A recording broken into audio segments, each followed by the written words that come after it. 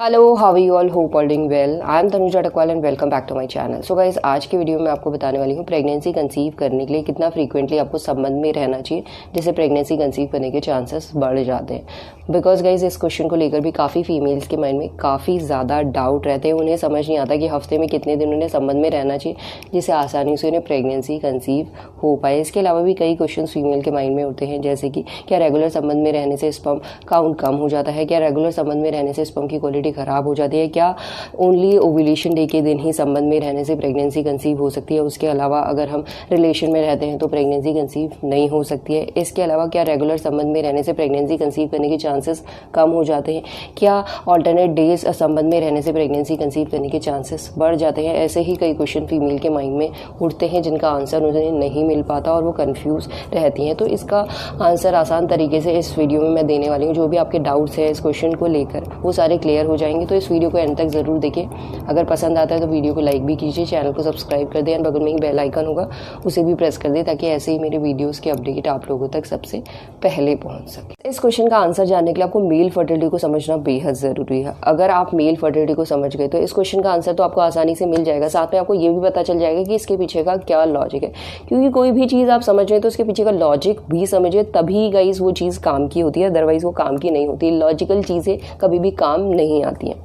तो गाइस देखिए, जो मेल फर्टिलिटी है वो 3 फैक्टर्स पे डिपेंड करती है। सबसे पहला है स्पर्म काउंट, यानी स्पर्म की संख्या कितनी नॉर्मल मानी जाती है। तो दूसरा है स्पर्म मोटिलिटी, यानी स्पर्म का जो मूवमेंट है वो कैसा होना चाहिए। तीसरा है स्पर्म मॉर्फोलॉजी, यानी स्पर्म का शेप, साइज एंड जो टोटल अपीयरेंस है वो कैसा नॉर्मल माना जाता है।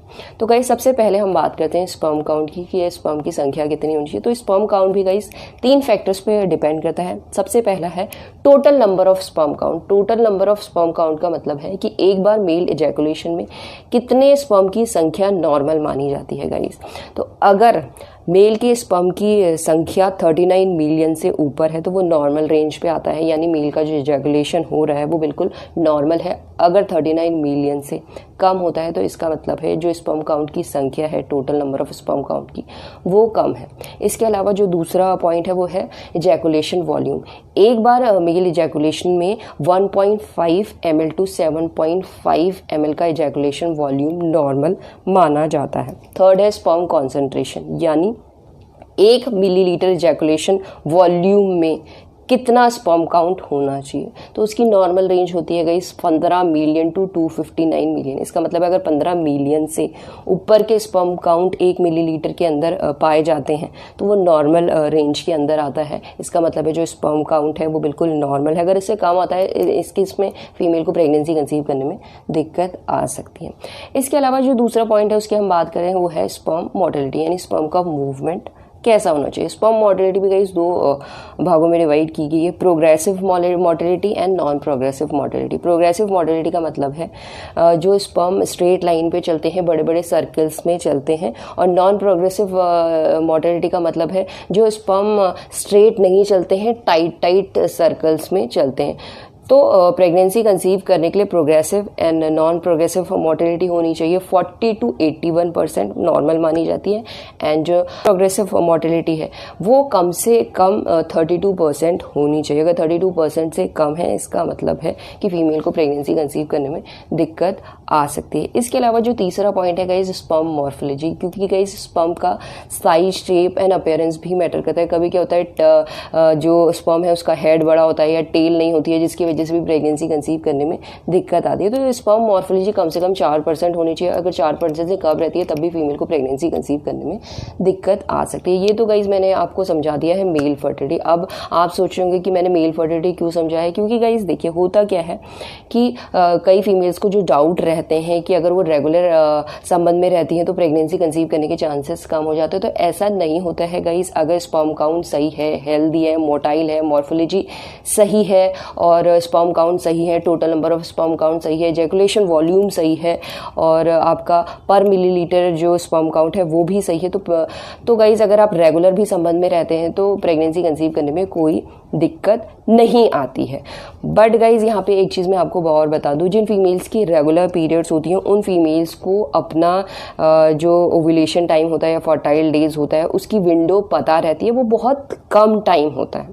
तो अगर आप रेगुलर संबंध में भी रहते हैं तो कोई प्रॉब्लम नहीं होती, बट इरेगुलर पीरियड्स के टाइम में क्या होता है कि ओव्यूलेशन का पता नहीं रहता, फर्टाइल डेज का पता नहीं रहता है, तो आप एजम्पशन में चलते हैं आपको बहुत लंबे टाइम तक संबंध में रहना चाहिए। तो इसके लिए ये बोला जाता है कि आपको ऑल्टरनेट डेज पे संबंध में रहना चाहिए, क्योंकि ऑल्टरनेट डेज में संबंध में रहने से जो मोटाइल स्पर्म्स होते हैं उनकी संख्या बढ़ जाती है, क्योंकि गाइस स्पर्म को भी बनने में लाइक 24 to 36 का आवर्स का टाइम लगता है, जिसमें जो नए मोटाइल स्पर्म्स होते हैं वो ज़्यादा बनते हैं, जिससे फीमेल्स के प्रेगनेंसी कंसीव करने के चांसेस बढ़ जाते हैं। इसीलिए जिन फीमेल्स की इरेगुलर पीरियड्स है, मैं अपने अकॉर्डिंग बता रही हूँ, उन फीमेल्स को ऑल्टरनेट डेज पे संबंध में रहना चाहिए, जिससे फीमेल की प्रेगनेंसी कंसीव करने के चांसेस बढ़ जाएंगे, क्योंकि मोटाइल जो स्पर्म्स है उनकी संख्या बढ़ जाएंगी। मोटाइल स्पर्म का मतलब है जो जिनका मूवमेंट तेज होता है, अगर मूवमेंट तेज होगा तभी तो वो फैलोपियन ट्यूब तक पहुंच जाएंगे। इसके साथ गाइस कई फीमेल्स को रहता है कि सिर्फ ओव्यूलेशन डे के दिन ही